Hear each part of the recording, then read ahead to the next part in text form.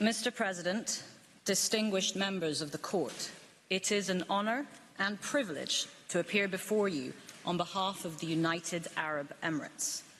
The gravity of the situation we are called to address has compelled the UAE to participate in advisory proceedings for the first time in its history. Allow me to begin by affirming the UAE's recognition of the importance of the Court's advisory function in clarifying applicable legal frameworks contributing to peaceful relations between states. This is critical at a time of growing polarization over when and how international law is applied. International law cannot be an à la carte menu. It must apply equally to all. And it is all the more essential in the long shadow cast by the Palestinian question, an injustice that has persisted for more than 7 decades, and which implicates the most fundamental principles of the international system, of self-determination, of human rights, and of our most basic and universal yearning for peace, justice, and freedom. By responding to the General Assembly's request to render an advisory opinion, the Court will tangibly assist the Assembly's proper exercise of its functions in relation to the question of Palestine. It will also contribute to achieving a peaceful and just resolution of the conflict, included in the preservation of the parameters of the two-state solution, to which Member States have collectively subscribed.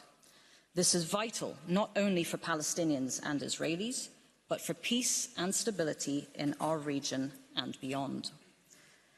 The UAE strongly believes that the only path to that just and lasting peace is through the fulfillment of the long-denied right of the Palestinian people to self-determination with an independent and sovereign Palestine based on the 1967 borders, with East Jerusalem as its capital, living side by side with Israel. That right to self-determination and the duty of every member of the international community to cooperate in its fulfillment was expressly recognised in this Court's advisory opinion of 2004. Mr. President, rather than repeat the UAE's written statement of July 2023, I will elaborate on 5 key points here today. My first point addresses the significance of this advisory opinion to the realization of the two-state solution. In so doing, I wish to respond to the claim that in providing an advisory opinion, the Court would hinder the negotiating process. I will then direct my second submission to the deteriorating situation in the occupied Palestinian territory since the written stage of these proceedings. Third, I will devote some time to East Jerusalem and Israel's violations there, including its annexation of territory and its undermining of the legal and historic status quo. Israel's violations in the West Bank, in East Jerusalem, and in the Gaza Strip imperil the two-state solution. The conclusion that flows from these violations is that Israel's occupation is illegal. This will be my fourth point. Finally, I will focus on the consequences of Israel's unlawful actions for Israel, for all states, and for the United Nations. I will now address the first point, the two-state solution. The General Assembly and the Security Council, through dozens of resolutions, have entrenched the two-state solution as the basis for peace. This vision necessarily includes the Gaza Strip as part of the Palestinian state, as reaffirmed most recently by the Security Council in Resolution 2720 of 22 December 2023. The viability of this vision of peace and of an independent Palestinian state are imperilled by Israeli violations that are the subject of the present proceedings. Since the General Assembly's request to the Court in December 2022, these violations and the level of violence have risen sharply. We convene today while Israel's grave violations against Palestinians persist with impunity, 4 months into its military operation in Gaza, and following 4 failures by the Security Council to call for a ceasefire. Meanwhile, an increasingly brutal Israeli regime of systemic subjugation in the West Bank compounds Palestinian suffering. The horrors that have unfolded over the last few months, the 7th of October attack on Israel, the destruction of the Gaza Strip, and the oppression in the West Bank underscore the desperate need for realizing the two-state solution. In the context of this grim reality, the Court's advisory opinion is appropriate, it is urgent, and it is necessary. Far from prejudicing the negotiating framework, the Court's opinion will reinforce the contours of the two-state solution. Indeed, that solution must be consistent with international law. In the Wall opinion, the Court recognized that a negotiated solution and the establishment of a Palestinian state alongside Israel must be on the basis of international law. This is also what the Security Council reaffirmed most recently in Resolution 2720. These pronouncements make clear that a negotiating process could not and must not lead to a result that is contrary to international law. And it is self-evident that a negotiating process that results in the contravention of peremptory norms of general international law would be void. By their very nature, peremptory norms are non-negotiable. The fact that a solution is negotiated does not mean that it should not be principled. By responding to the questions posed by the General Assembly as regards Israel's violations and their consequences, the Court will be advising on legal questions directly relevant to the two-state solution. In so doing, the Court will aid efforts to realize the right of the Palestinian people to self-determination. This could not be more pressing. Moreover, as the State of Palestine observed in its oral statement on Monday, the Court's exercise of its advisory function can and has served to advance deadlocked negotiations, as occurred with its Chagos opinion. There is a similar need for the Court's advice on the Palestinian question, which is characterized by prolonged stalemate and frustrated negotiations, while Israel continues to change facts on the ground. Mr. President, the 56 years of occupation of Gaza and the West Bank, including East Jerusalem, have been shaped by Israel's consistent, grave violations against the Palestinian people. The UAE is confident that the Court has before it ample evidence to assist its identification of those violations and determination of their legal consequences. As I turn to my second point, I will outline briefly how the situation has severely deteriorated since July 2023. Under international law, the Gaza Strip is occupied territory. Gaza is also one of the most densely populated places on Earth. For over 4 months now, and after enduring 17 years of blockade, its population of over 2.2 million has been under siege, faced with severe restrictions on water, food, and other essential goods.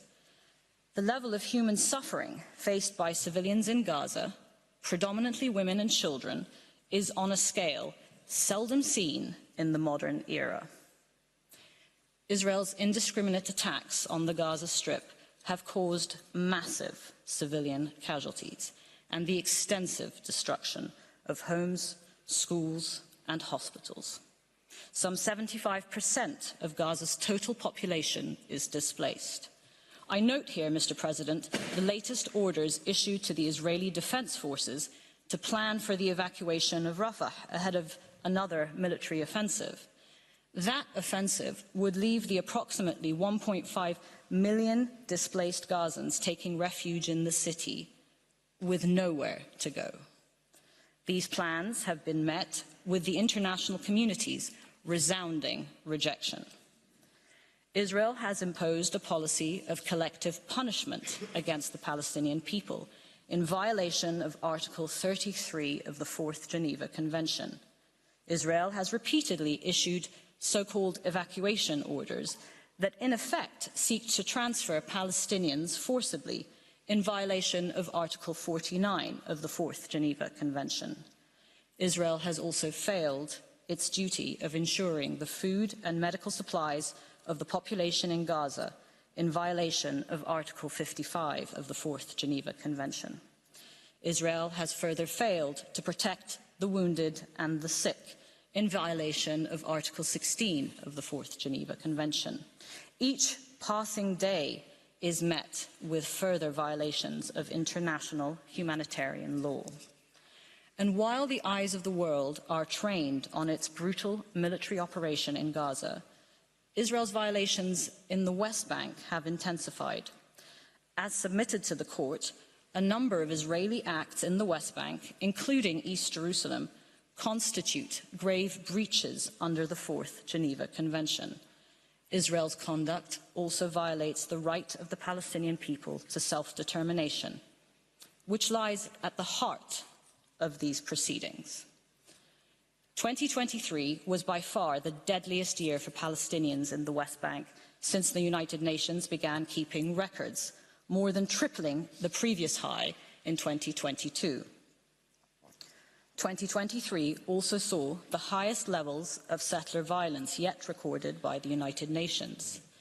The freedom of movement of Palestinians has been severely impacted, including for Palestinian farmers seeking to harvest their lands in the West Bank. Demolitions of Palestinian property have also reached their highest levels. This puts into stark relief the magnitude of this latest iteration of the Israeli settlement enterprise that erodes key components of the Palestinian people's right to self-determination, including the denial of access to ancestral lands and control over natural resources.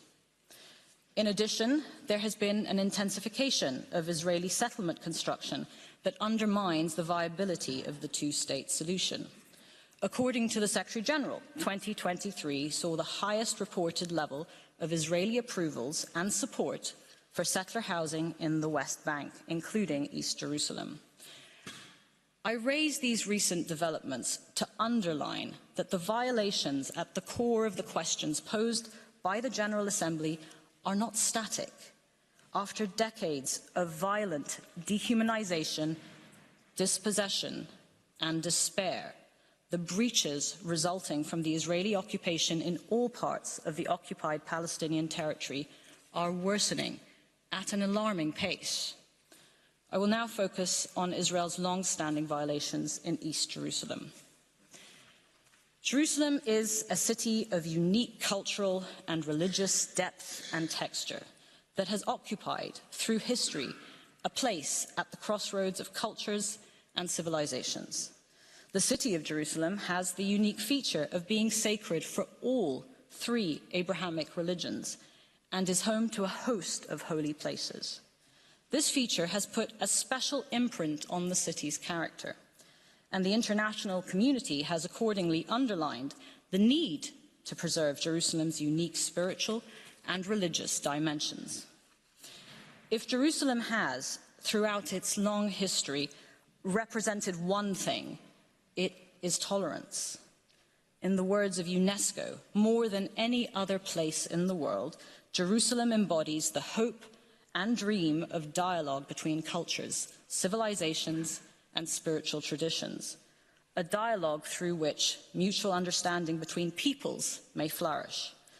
Such is the unique historical nature of Jerusalem that an Israeli official once cautioned that anyone depriving Jerusalem of these contrasts, anyone upsetting the equilibrium by trying to make one factor predominant over another, would make Jerusalem cease to be herself. Jerusalem is a place of enormous significance to hundreds of millions of people worldwide.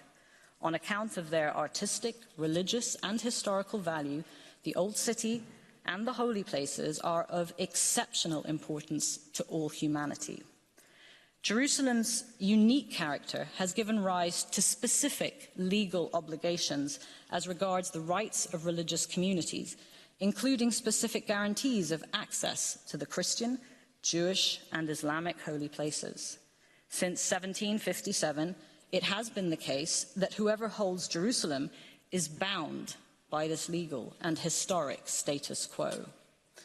As early as 1948, the Security Council urged all governments and authorities concerned to take every possible precaution for the protection of the holy places and of the city of Jerusalem, including access to all shrines and sanctuaries for the purposes of worship. The concerns that motivated the Council then still remain. In 2023, the Security Council called for upholding unchanged the historic status quo at the holy sites in Jerusalem, in word and in practice. Israel has, in agreements with Jordan and with the Holy See, committed to the historic status quo and freedom of access to the holy places in Jerusalem.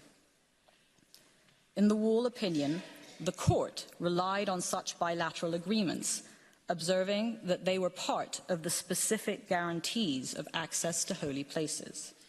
It is therefore gravely disconcerting that Israel has taken and continues to take measures which undermine the special character of Jerusalem and erase its cultural heritage.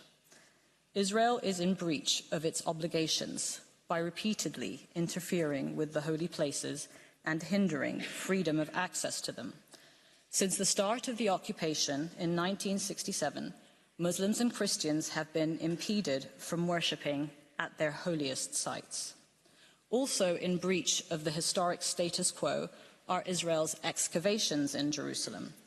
Excavations and tunneling, particularly in and around the Old City, imperil its historical, cultural, and religious character. The works are carried out despite the serious risks to the integrity of Muslim and Christian holy places. The General Assembly has determined that these acts are flagrant violations of the Fourth Geneva Convention. Turning to the question of settlements, the ring settlements in East Jerusalem contribute to the further isolation of the city from the rest of the occupied Palestinian territory. They thereby undermine the viability of East Jerusalem as the capital of an independent Palestinian state. This is fast becoming a fait accompli. Mr. President, Israel's measures to extend its administration and laws to East Jerusalem are inconsistent with the most fundamental tenets of the law of occupation and the right to self-determination. Indeed, Israel's administration of East Jerusalem constitutes annexation of territory on which the Palestinian people have the right to self-determination. International law is unequivocal in this respect. All measures by Israel that affect or aim to alter the status of East Jerusalem are null and void and have no legal effect on its status. By Resolution 478 of 1980, the Security Council affirmed that Israel's enactment of the Basic Law was a violation of international law. Resolution 478 was plainly intended to be legally binding on Israel and all UN member states. A binding determination by the Security Council to the effect that a situation is illegal must have consequences. As the court noted in the Namibia opinion, it would be failing in the discharge of its judicial functions if it did not declare that there is an obligation to bring such a situation to an end. Israel's violations in East Jerusalem and throughout the occupied Palestinian territory threaten the viability of the two-state solution and go to the very nature of the occupation. It is in this context that I come to the legality of the occupation itself.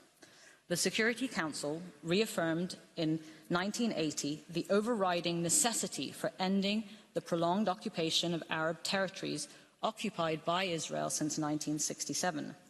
The General Assembly has declared that the Arab territories occupied since 1967 have continued to be under illegal Israeli occupation. Israel's occupation is, as the vast majority of participants in these proceedings have recognized, illegal and must end. Israel's occupation breaches the requirement under the law of occupation that an occupation must be temporary and cannot become permanent. It is in breach of the cardinal principle enshrined in the Charter of the United Nations that the acquisition of territory by war is inadmissible. Israel's occupation, furthermore, violates peremptory norms of general international law, such as the Palestinian people's right to self-determination. Mr. President, whether the illegality of Israel's occupation is determined under general international law or under the Charter, the conclusion is the same. It is illegal. Israel's illegal acts cannot remain without consequence, which takes me to my last point. Mr. President, distinguished members of the Court, I will now address the legal consequences of the ongoing violations by Israel. I wish to draw the Court's attention to the obligations identified by the Court in the Chagos and Wall opinions.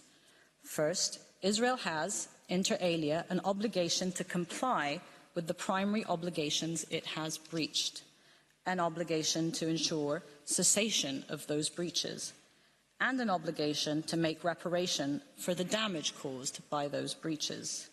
Let me illustrate these obligations with a few examples. This means that Israel must cease all policies and practices impeding the exercise of the Palestinian right to self-determination, and repeal all laws and regulations that aim to alter the demographic composition, character, and status of East Jerusalem.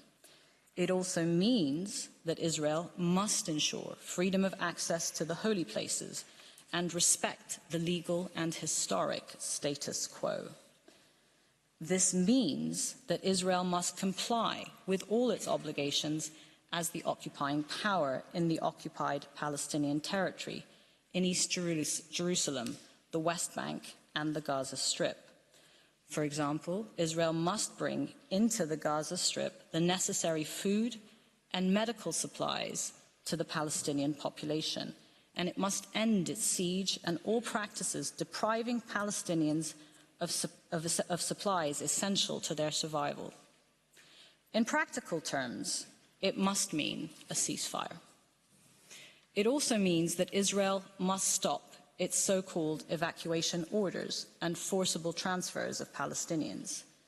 It means that Israel must dismantle settlements in the occupied Palestinian territory and must prevent violence perpetrated by settlers, many of them armed, against Palestinians. And it means that Israel must put an end to its settlement activities, its confiscation of land, demolition of homes, and the transfer of new Israeli settlers to the occupied Palestinian territory. Finally, Israel must also comply with all decisions of the Security Council, in line with Article 25 of the UN Charter. This includes the binding decisions in Resolutions 478, 2334, 2712, and 2720. The UAE further submits that the erga omnes and jus cogens character of norms violated by Israel also give rise to obligations for all states. First, no state may recognize as lawful the situation resulting from Israel's unlawful conduct, nor render assistance to maintain such a situation. Second, states are under an obligation to cooperate to bring to an end Israel's serious breaches. Additionally, state parties to the Geneva Conventions must ensure respect for those conventions. These obligations may translate into different actions from one state to another. The UAE believes that diplomatic engagement and dialogue can be effective tools to encourage compliance and cessation of unlawful conduct. But where these tools fail, third states' obligations remain, as do the other instruments of the international system, including the General Assembly, the Security Council, and the court that sits in this great hall of justice. As the permanent representative of a country that has just completed its term on the Security Council, I wish to invite the court to consider the following. The obligations to cooperate and to ensure respect for international law carry implications for states in the exercise of their vote on the Security Council. Voting against or preventing the adoption of a Security Council resolution that seeks to put an end to serious breaches of international law cannot be compatible with such obligations. Israel's violations also have implications for international organizations. The organs of the United Nations can and should take all steps within their respective mandates with a view to ensuring an end to those violations. The UAE remains firmly committed to play its part in supporting the principles of international law which underpin the international system. The UAE considers that the Court's advice on the questions before it is critical. Indeed, we believe it matters for all states, large and small, who rely upon and seek to preserve our international order. The reason it matters is quite simple. The even-handed application of international law is essential if that order is to function. To allow otherwise, to permit states to pick and choose what international law to apply and when, risks destabilizing our international order. Mr. President, distinguished members of the Court, the Palestinian people have suffered for far too long under an occupation that is seemingly immune from international law. Palestinians and Israelis deserve to thrive side by side in their own independent, prosperous and secure states. This cannot happen if Israel's violations persist. Peace will remain elusive while the Palestinian people's inalienable right to self-determination continues to be denied. The UAE has every confidence that the Court's opinion will contribute significantly towards achieving a peaceful resolution of this conflict in accordance with international law. Thank you. I thank the delegation of the United Arab Emirates for its presentation. I invite the next participating delegation, the United States of America, to address the Court. I call upon Mr. Richard Vizek to take the floor.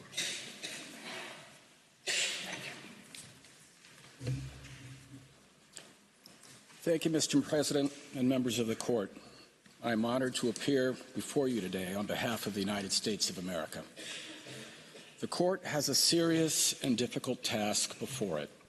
In the time since the General Assembly first requested this advisory opinion, the international community has confronted the horror of the terrorist attacks of October 7, including the taking of hostages who have yet to be released, and the ongoing conflict between Israel and Hamas, which has had severe, widespread, and tragic consequences for Palestinian civilians in Gaza.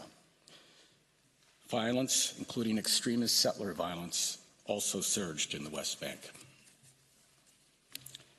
The United States, along with others, is engaging intensively with the Palestinians, with Israel, and with other states in the region and within the United Nations, not only to address the current crisis, but to get beyond where we have been, namely to advance a political settlement that will lead to a durable peace in the region that includes lasting security for Israelis and Palestinians and a path to Palestinian statehood. The Security Council and the General Assembly remain convinced that the Israelis and Palestinians must take the steps necessary to resolve their conflict and create such an enduring peace.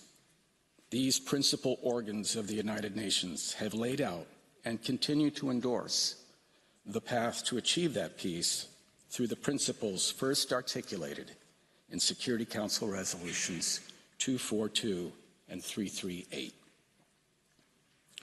Those resolutions are the core of the established framework within which the Court should address the legal questions before it. This Court's advisory opinion will have consequences for the parties to the conflict and for the ongoing efforts of all of those working to achieve a durable peace. It will do so for the Security Council, which bears primary responsibility for maintenance of international peace and security. It will do so for the General Assembly, which requested the Court's advice. And it will do so for the other members of the international community. Throughout the tumultuous and often violent history of the Israeli-Palestinian conflict, the United Nations has been consistent in its support for the proposition that a comprehensive, just, and lasting peace requires negotiations between the parties to the conflict. As the Court can see in the submissions before it, there is broad international support for achieving a negotiated solution to the conflict that will give rise to a Palestinian state, a solution in which two peoples live side by side with equal measures of freedom, security, opportunity, and dignity, and which results in broader regional integration and stability with respect for the right of all states to live in peace within secure and recognized borders.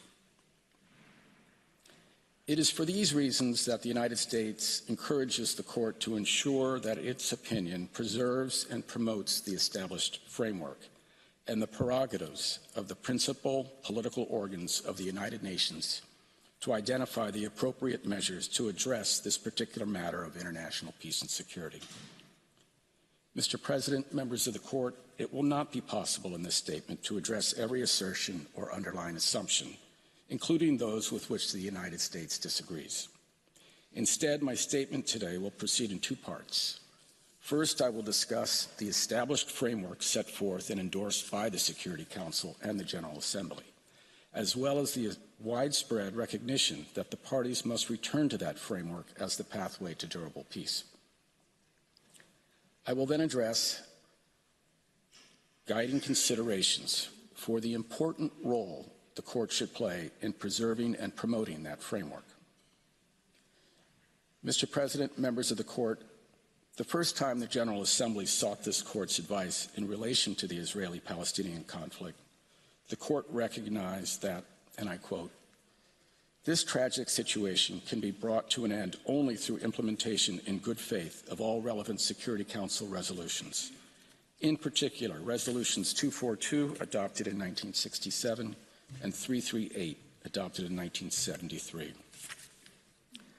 This statement remains as true today as it was then, as the Security Council, the General Assembly, and the international community have consistently affirmed, and as many of the submissions in these proceedings recognize. As set out in our written submissions, the established framework for achieving a comprehensive and enduring peace is anchored in Security Council Resolutions 242 and 338. At their core, these and subsequent resolutions call for the application of two interdependent and inseparable requirements for a just and lasting peace. One is the withdrawal of forces from occupied territory, and the other is peace and security for states in the Middle East through acknowledgement of the sovereignty, territorial integrity, and political independence of every state in the area. In identifying these interdependent requirements, the Security Council decided that the withdrawal of Israeli forces relies on and is bound together with the termination of belligerency, mutual recognition and respect for the right of Israel and every other state in the region to live in peace within secure and recognized boundaries, free from threats or acts of force. This principle is referred to by both the Security Council and the General Assembly as Land for Peace. In the years since, these interdependent and inseparable requirements have been the organizing principle of historic peace agreements, first between Israel and Egypt, and then between Israel and Jordan.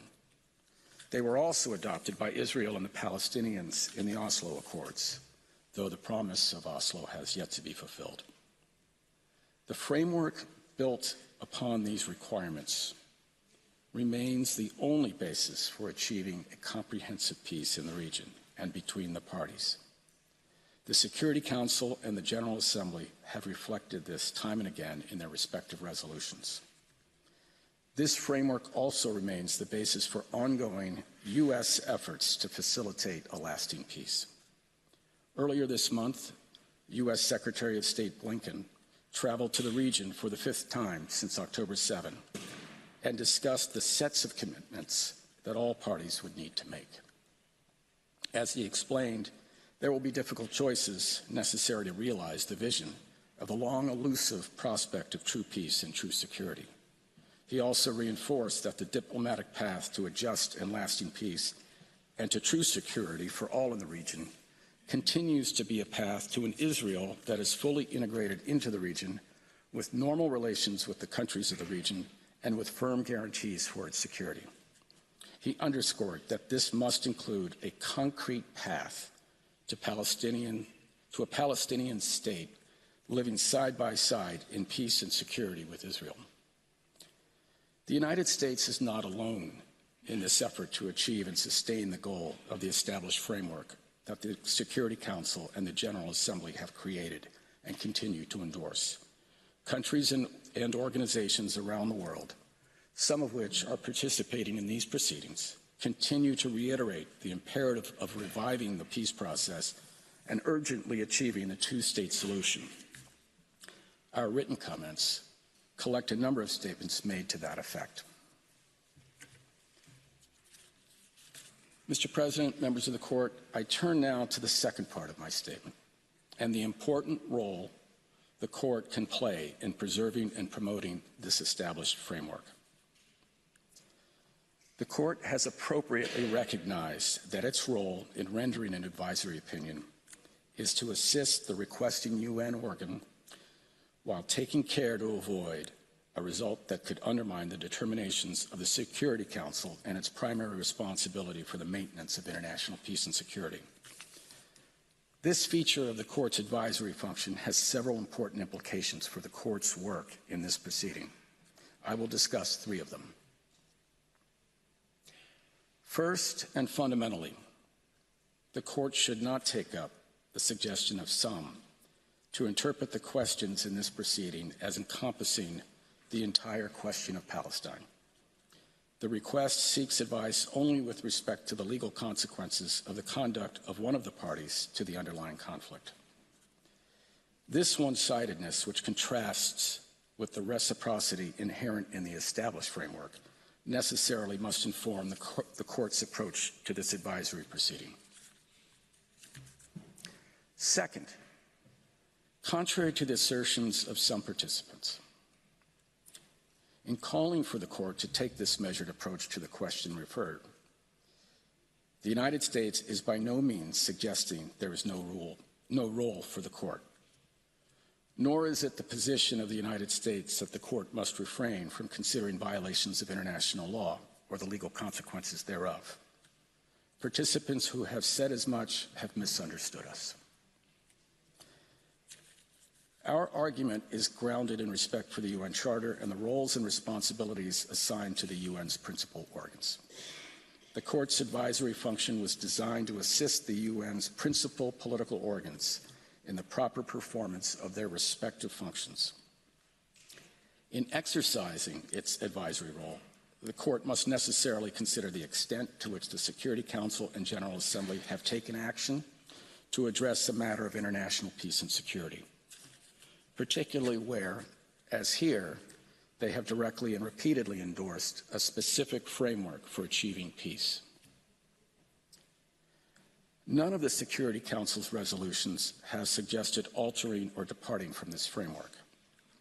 In fact, as recently as late December, the Council, in Resolution 2720, reiterated its, and I quote, unwavering commitment to the vision of the two-state solution, where 2 democratic states, Israel and Palestine, live side by side in peace within secure and recognized borders, consistent with international law and relevant UN resolutions, end quote.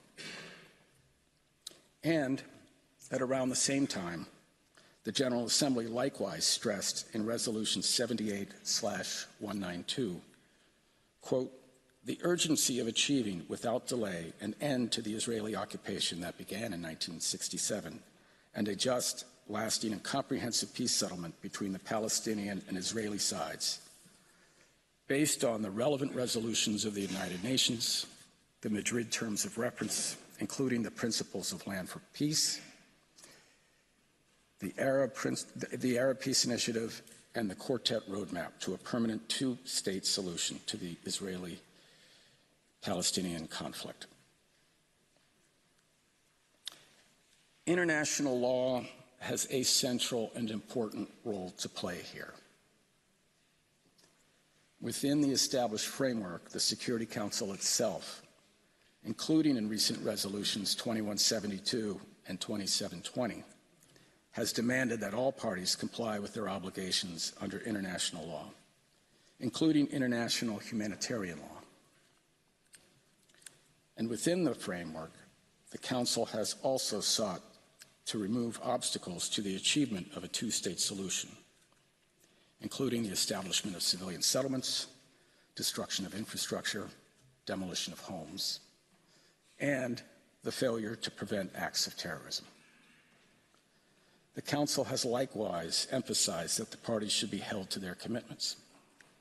For example, Security Council Resolution 1850 notes the irreversibility of the bilateral negotiations between the parties and urges, and I quote, an intensification of diplomatic efforts to foster in parallel with progress in the bilateral process, mutual recognition and peaceful coexistence between all states in the region in the context of achieving a comprehensive, just, and lasting peace in the Middle East.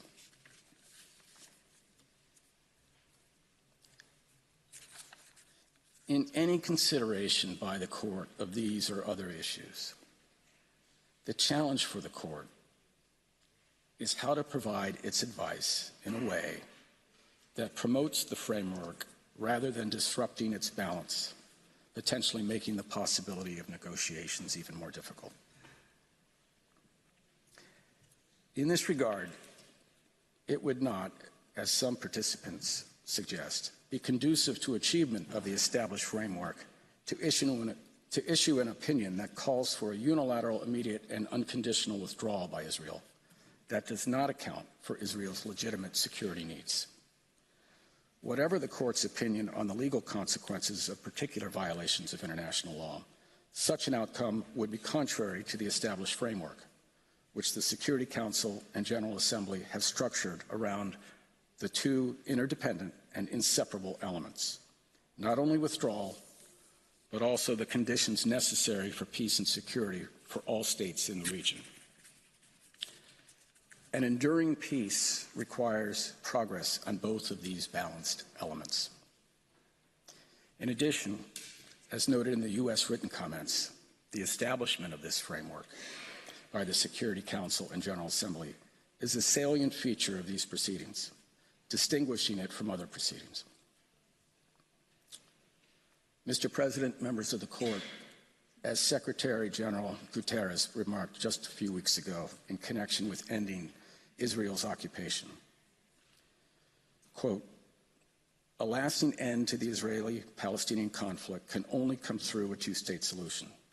Israelis must see their legitimate needs for security materialized, and Palestinians must see their legitimate aspirations for a fully independent, viable, and sovereign state realized, in line with United Nations resolutions, international law, and previous agreements.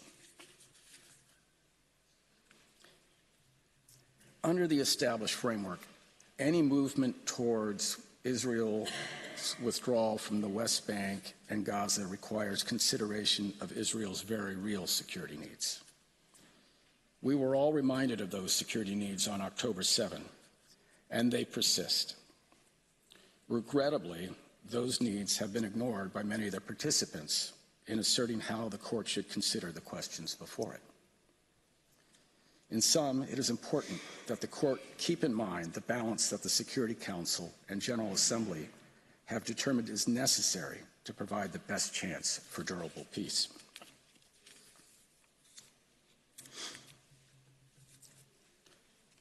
Mr. President, members of the Court, I turn now to my third point. In carefully considering how its advice might best support progress within the established framework, the Court should not deviate from longstanding principles of international law, including with respect to the law of belligerent occupation. As set out in the written submissions of the United States, international law does not provide for an occupation itself to be rendered unlawful or void, based either on its duration or on any violations of occupation law. Under international humanitarian law, a belligerent occupation is established when the customary international law standard reflected in Article 42 of the Hague IV regulations is satisfied. The fact of an occupation is the basis for the occupying power to exercise its authority over occupied territory. The fact of an occupation is also the basis for the application of the legal rights and duties applicable to an occupying power. For example, the Fourth Geneva Convention prohibits an occupying power from transferring parts of its own civilian population into territory it occupies. Even if an occupying power violates such a prohibition, as has been argued in this proceeding and as the court found in construction of a wall, the legal status of the occupation would not change as a consequence, because the occupation continues in fact. Importantly, this means that the protections of occupation law, including its protections for civilians, would continue to apply. We were surprised to hear that some have questioned in this proceeding the U.S. position on the illegality of acquisition of territory by the use of force. We have repeatedly stated our strong opposition to any unilateral attempts to change the peacefully established status of territories by force or coercion anywhere in the world, and have reaffirmed that the acquisition of territory by force is prohibited. And as our written statement made clear in reference to this and other situations, the Security Council and the General Assembly have declared that any actions to change the status of occupied territory are null and void and do not affect the continued application of the Fourth Geneva Convention. With respect to duration, international law does not impose specific time limits on an occupation. That said, belligerent occupation is a temporary measure for administering territory under the control of belligerent armed forces. A few days ago at the Munich Security Conference, Secretary Blinken emphasized that it is more urgent than ever to proceed to a Palestinian state, one that also ensures the security of Israel and makes the necessary commitments to do so. In light of these considerations, the court should not find that Israel is legally obligated to immediately and unconditionally withdraw from occupied territory. The court can address the questions before it within the established framework based on the Land for Peace principle and within the parameters of established principles of occupation law. Mr. President, members of the court, as I said at the outset, you have a difficult task before you. Others have asked you to broadly construe the questions and the law. They have asked you to try to resolve the whole of the dispute between the parties through an advisory opinion addressed to questions focusing on the acts of only one party. The United States disagrees with that this approach would be consistent with the court's role within the United Nations or the established UN framework for achieving peace through negotiations. Hamas's attacks, hostage-taking, and other atrocities, the ongoing hostilities and the suffering of Palestinians in Gaza, and the violence in the West Bank reinforce the United States' resolve to urgently achieve a final peace that includes the full realization of Palestinian self-determination. The current crisis illustrates the vital need to achieve this peace, this final peace, with a Palestinian state living safely and securely alongside a secure Israel, fully integrated into the region. As Secretary Blinken said, quote, "We're not going to have durable security for Israel unless and until Palestinian political aspirations are met," end quote. The lack of meaningful progress on a negotiated end to the conflict and establishment of peace between the parties and for the region cannot and must not persist. The Security Council and General Assembly continue to make clear their support for the two-state solution and the established framework to fulfill it. This conflict cannot be resolved through violence or unilateral actions. Negotiations are the path to lasting peace. For these reasons, we respectfully encourage the Court to carefully calibrate its advice in this proceeding to support and promote final realization of peace and stability within the established UN framework set out in Security Council Resolutions 242 and 338. Mr. President, members of the Court, this concludes the oral statement of the United States. I thank you for your kind attention. I thank the delegation of the United States of America for its presentation, which brings to a close this morning's hearing. The Court will meet again this afternoon at 3 p.m. to hear the Russian Federation, France, the Gambia, Guyana, and Hungary. The sitting is adjourned.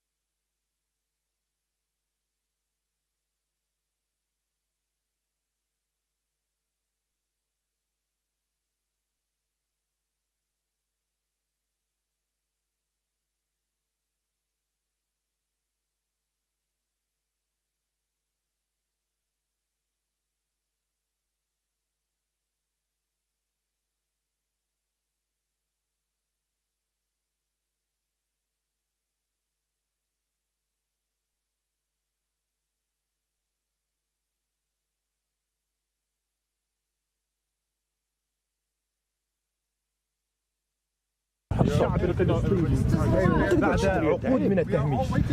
لو لم نكن نعتقد ذلك لما أتينا إلى محكمة العدل الدولية. نحن على قناعة تامة بأن هيئة القضاء لديهم من النزاهة ولديهم من الاستقامة ولديهم من المعرفة والجرأة والصلاحية ما يفوق كل أشكال الضغط والتنمر التي قد يتعرضون لها سياسيا أو غير ذلك. وبالتالي نحن لدينا كل الأمل الكبير أن يخرج عن هذه المحكمة ما يوفر العدالة المطلوبة والمنشودة من قبل الشعب الفلسطيني الذي احتاجها منذ أكثر من 75 عاما. نحن نعلم تماما بأن ما نطلبه هنا وما سوف يخرج هنا ليس كل العدالة المطلقة التي يجب أن يتم تقديمها للشعب الفلسطيني، وإنما هي عدالة جزئية، عدالة نسبية. ولهذا السبب نحن نتحدث عن دولة فلسطينية على حدود عام 67. لو أردنا العدالة المطلقة والعدالة الكاملة لكان الحديث ينطلق من مفاهيم أخرى مختلفة. تعليق على كلمة الولايات المتحدة الأمريكية. نعم، تعليق على كلمة الولايات المتحدة الأمريكية.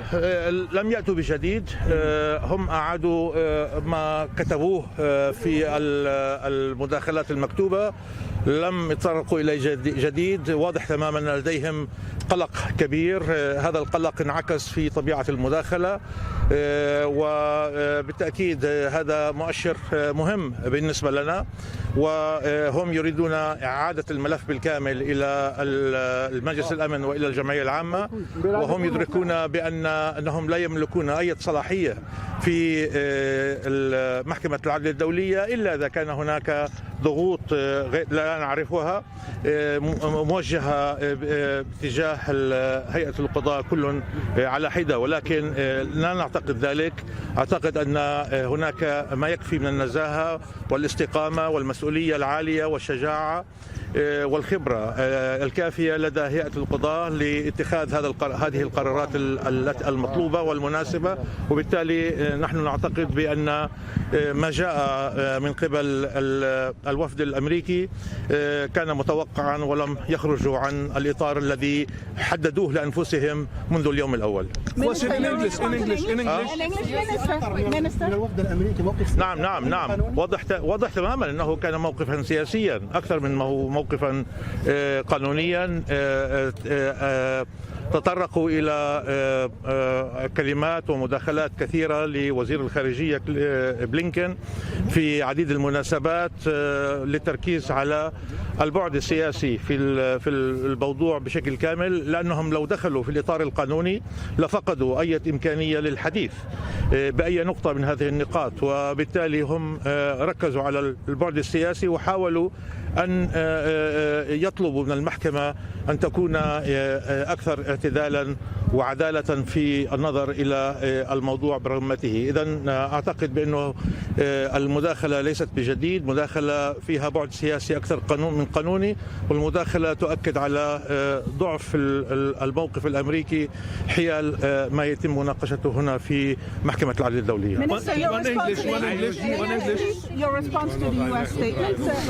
Well, I expected much more. I didn't hear anything new. They repeated their written statement again. They focused on the political dimension rather than the legal one, and this is not the case here.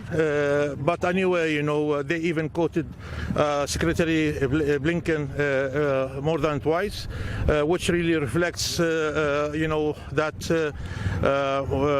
where they stand is not that strong, and it's a reflection of certain weakness, because they have been requesting and asking that anything pertaining Israel-Palestine should be addressed in other forums and not here.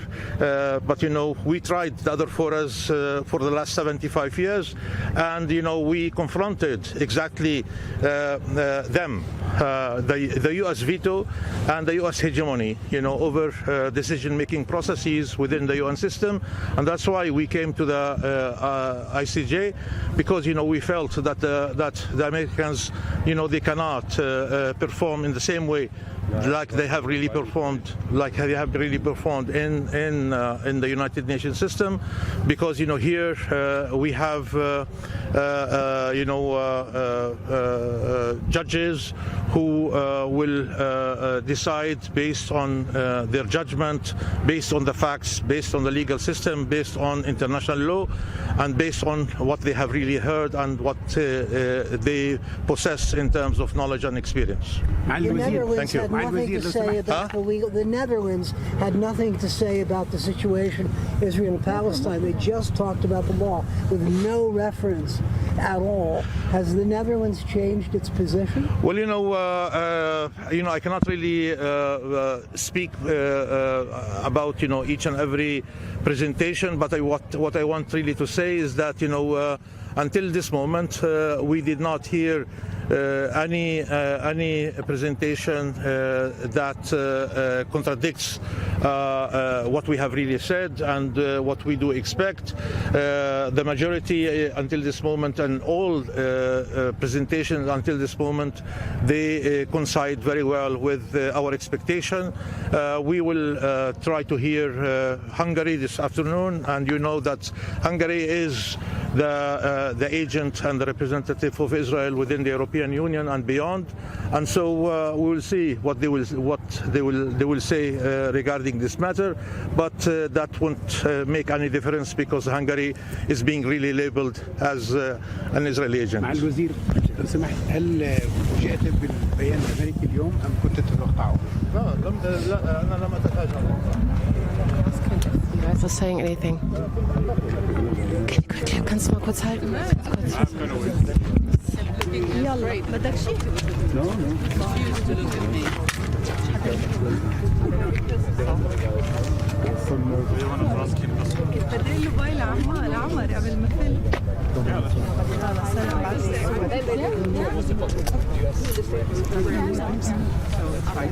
you want, I don't care.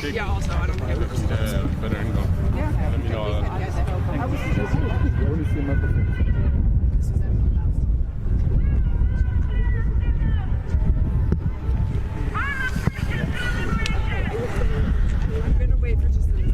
Okay. Errol, ich muss rein und den Edit machen. Es ist sehr.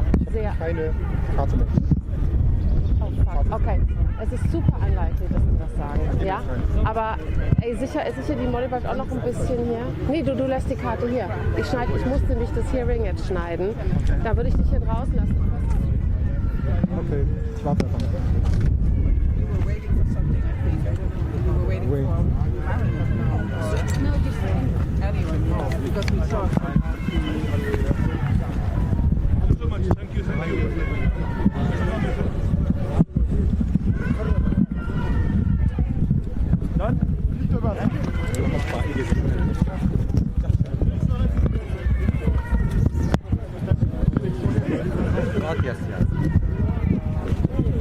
That was really interesting.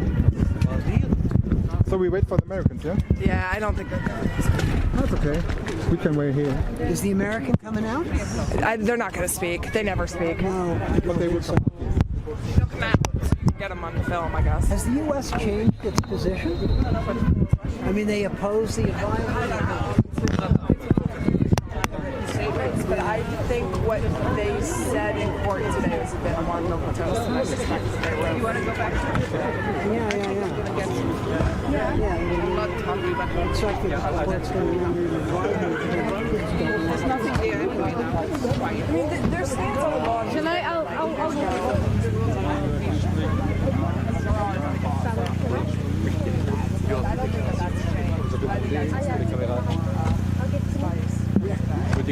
Peut-être le soir après. We good. No more declaration. So that's it. No Americans. They never talk. They never do anything. They have discussion because they were so nervous of this guy. They were not able to step back one time. They just pushed him in front of him. I don't understand why. He's not been watching. We have really good cameras. It's okay. So what's the problem? So you'll move with some stuff. Yeah. You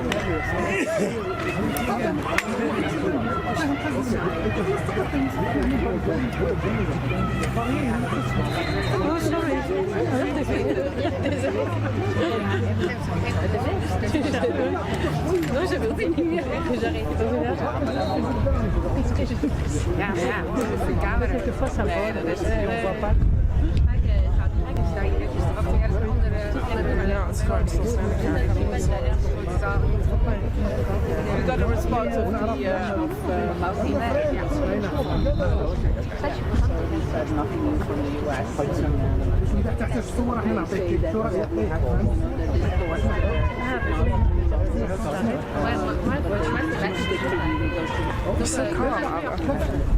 Yeah.